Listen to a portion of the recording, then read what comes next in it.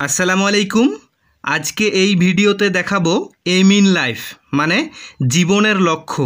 তো এটা দিয়ে কিভাবে আপনি কম্পোজিশন লিখবেন এবং প্যারাগ্রাফ কিভাবে লিখবেন সব কিছুই আজকের এই ভিডিওতে দেখাবো। তো চলুন কথা না বাড়িয়ে শুরু করি। তার আগে বলে নেই, আপনি যদি আমার চ্যানেলে নতুন হয়ে থাকেন তাহলে অবশ্যই চ্যানেলটিকে সাবস্ক্রাইব করুন, আর অলরেডি সাবস্ক্রাইব করে রাখলে আপনাকে অসংখ্য ধন্যবাদ। তো চলুন, অবশ্যই এটা খাতা কলম নিয়ে বসে যান এবং এটা লিখে রাখেন, কারণ স্ক্রিনশট দিয়ে কিন্তু হয় না। আসলে আপনি যদি স্ক্রিনশট দিয়ে রেখে দেন তাহলে ওভাবেই থেকে যাবে, আর পড়া হবে না। তো কথা না বাড়িয়ে চলুন শুরু করি। যে দেখেন, এটা আমি বাংলা অর্থ সহ বলে দিব, তাহলে আপনার মুখস্থ করতে সুবিধা হবে।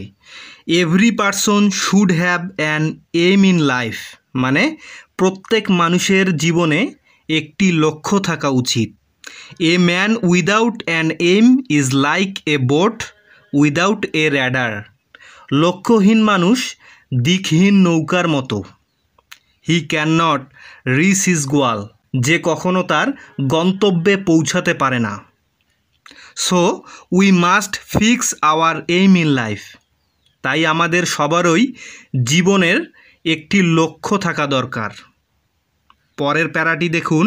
আপনি যখন এভাবে প্যারা করে লিখবেন সেক্ষেত্রে ইন্ট্রোডাকশন বা অন্য কিছু দেওয়ার দরকার নেই, শুধু প্যারা করে লিখবেন, এটা কম্পোজিশনের ক্ষেত্রে। আর যখন প্যারাগ্রাফ লিখবেন, প্যারাগ্রাফ মানে হচ্ছে অনুচ্ছেদ, সেক্ষেত্রে প্যারা করে লিখতে হবে না, আপনি একদম প্রথম থেকে শেষ পর্যন্ত লিখবেন। তারপরে দেখুন যে my aim in life is to be a teacher. আমার জীবনের লক্ষ্য একজন শিক্ষক হওয়া। তো আপনি চাইলে ডক্টর দিতে পারেন, ইঞ্জিনিয়ার দিতে পারেন, পুলিশ, আর্মি, যার যেটা পছন্দ সেটা অবশ্যই দিবেন, এবং সেটা সম্পর্কে কিন্তু পরে অবশ্যই একটু লিখতে হবে। তো আমার পছন্দ হচ্ছে যে আমি একজন শিক্ষক হব।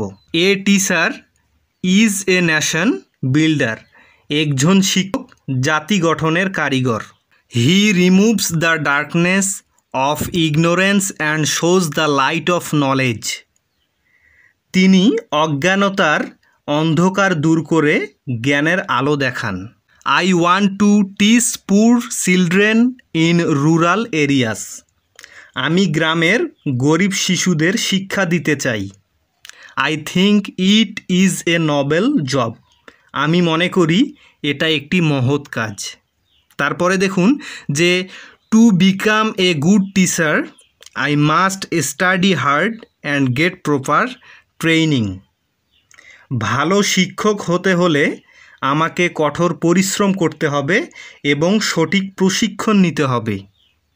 I will try my best to make students honest, kind and responsible citizen. এর অর্থ হচ্ছে আমি চেষ্টা করব আমার ছাত্রদের সৎ, দয়ালু ও দায়িত্বশীল নাগরিক হিসেবে গড়ে তুলতে। তো তারপরে আরও একটু রয়েছে, সেটা দেখে নিন। তো এই এইম ইন লাইফ কম্পোজিশন বা প্যারাগ্রাফটি যখন আপনি লিখবেন, এটা আপনার দেখবেন যে একটু তাড়াতাড়ি মুখস্থ হবে, এবং এটা লিখলেই আপনি সম্পূর্ণ মার্ক পাবেন। কারণ গাইডে থাকে, অনেক বড় থাকে, সেক্ষেত্রে আপনার মুখস্থ করতে সমস্যা হয়।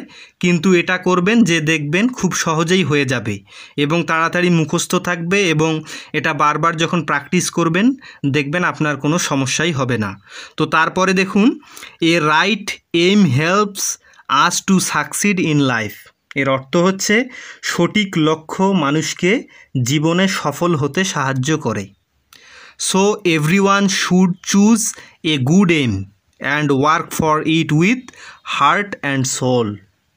তাই প্রত্যেকেরই একটি ভালো লক্ষ্য বেছে নিয়ে মন প্রাণ দিয়ে কাজ করা উচিত। তো এটি হচ্ছে আজকের এইম ইন লাইফ মানে জীবনের লক্ষ্য। আপনার নিজের জীবনেরও যদি লক্ষ্য ঠিক না থাকে তাহলে আপনি সঠিক গন্তব্যে পৌঁছাতে পারবেন না। তো এরকম আমি আরও অনেক ভিডিও দিয়েছি। আপনি একটি অ্যাপ্লিকেশন দিয়ে অসংখ্য অ্যাপ্লিকেশন কিভাবে লিখতে পারবেন, তারপরে একটি প্যারাগ্রাফ দিয়ে কিভাবে অনেকগুলো প্যারাগ্রাফ লিখতে পারবেন, তারপরে সিভি লেখার নিয়ম দিয়েছি। আপনি একটা সিভি দিয়ে অসংখ্য সিভি লিখতে পারবেন। তো এরকম আমার চ্যানেলে আমি ভিডিওগুলো দিয়ে থাকি, সেগুলো দেখবেন। আপনি যদি ব্যাকরণিক অংশ দেখতে চান যে সমাস, কারক এগুলো কিভাবে নির্ণয় করবেন এবং খুব সহজে এগুলো কিভাবে করা যায় সব কিছুই আমি আমার চ্যানেলে দিয়ে দিয়েছি। তো বিশেষ করে ম্যাথ নিয়ে আপনার যে কোনো সমস্যা থাকলে সেগুলো ভিডিও দেখতে পারেন, তাহলে আশা করা যায় আপনি উপকৃত হবেন। তো ভিডিওটি এখানেই শেষ করছি। সবাই ভালো থাকবেন, সুস্থ থাকবেন। দেখা হবে নতুন কোনো ভিডিওতে।